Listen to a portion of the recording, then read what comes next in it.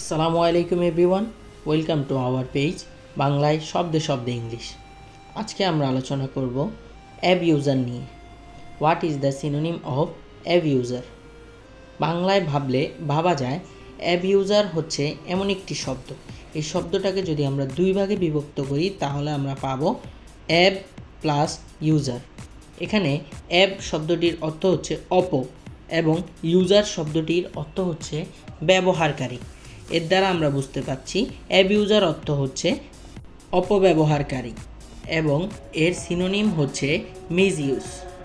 দেখলেন তো কত সহজেই আমরা অ্যাবিউজার শব্দটির অর্থ ও সিনোনিমটি জেনে গেছি। এভাবেই আমাদের পেজ হতে সহজেই ইংরেজি শব্দের অর্থ ও সিনোনিম জানতে আমাদের পেজকে ফলো করে সাথেই থাকুন। ধন্যবাদ সবাইকে।